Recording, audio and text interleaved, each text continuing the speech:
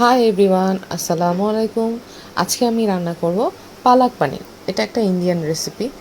So আশা করি আপনাদের ভালো লাগবে। প্রথমে আমি গরম পানিতে পালং শাক এভাবে সিদ্ধ করে নেব। সিদ্ধ হয়ে গেলে প্রায় 2 মিনিটের মতো সিদ্ধ করে নেব। দেন ছাঁকনি দিয়ে উঠে ঠান্ডা পানিতে শাকটা রেখে দেবো ঠান্ডা হওয়ার জন্য। ঠান্ডা হওয়ার পর আমি এটা পানির থেকে উঠিয়ে ব্লেন্ড করে নেব। অ্যান্ড দেন ফ্রাই প্যানে আমি অল্প একটু ঘি অ্যান্ড অল্প একটু তেল নিয়ে ভালো মতো পনিরগুলোকে ফ্রাই করে নেব অল্প আছে। অবশ্যই আঁচের পরিমাণ বাড়ানো যাবে না, তাহলে চিজগুলা মেল্ট হয়ে যাবে। সো এটা অবশ্যই খেয়াল রাখবেন, কোনোভাবেই এই জিনিসটা ভুল যাতে না হয়। পনিরগুলোর সাইজ এভাবে আমি ছোট ছোট টুকরো করে নিয়েছি, যাতে ভাজলে বা পরিবেশনে সুন্দরভাবে দেখা যায়। আপনারা চাইলে চিজের পিসগুলো আরও বড় অংশ করে নিতে পারেন, বাট আমি মনে করলাম যে না, এইভাবেই ঠিক আছে।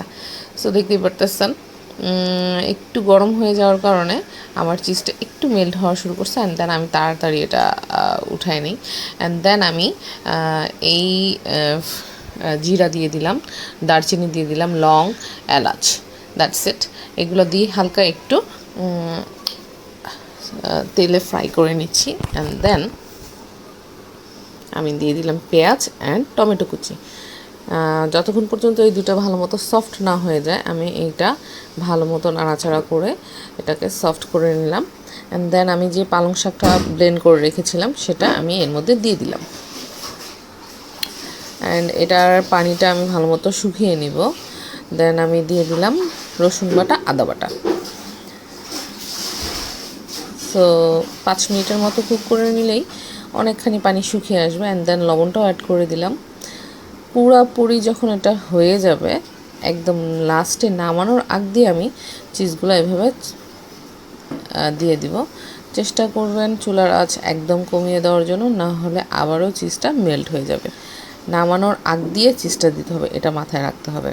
অ্যান্ড দেন আমি আমার ফেভারিট মশলা ম্যাগি ম্যাজিক মশলা গুঁড়ো এটা দিয়ে দিলাম। অ্যান্ড আমি আমার সিক্রেট একটা মশলা, সবগুলো মশলা মিলিয়ে আমি ব্লেন্ড করে রাখি, সেটা হচ্ছে রোস্টের মশলা। অ্যান্ড আমি এটা দিয়ে দিচ্ছি আপনার মালাই। এটা আমার বাসায় হাতে করা। আমি সবসময় দুধের উপরে সরটা উঠিয়ে একটা বক্সে রেখে দিই। এই মালাইটা দিয়েই আমি নামিয়ে ফেলি। দেখতেই পারতেছেন পালক পানিরটা কত সুন্দর হয়েছে। এটা জাস্ট হইলে 1 প্লেট ভাত এমনি শেষ হয়ে যাবে। তো আপনারাও ট্রাই করবেন। এত মজা হয়েছে আমি বুঝতে পারিনি। অ্যান্ড ছোটো বাচ্চারা যারা 2-3 বছর বা 1-1.5 বছর, এরা অনেক মজা করে এই খাবারটা খায়। সো আপনারা অবশ্যই বাচ্চাদের এটা খাওয়াবেন, ট্রাই করবেন। এটা অনেক হেলদি। থ্যাংক ইউ, আল্লাহ হাফেজ।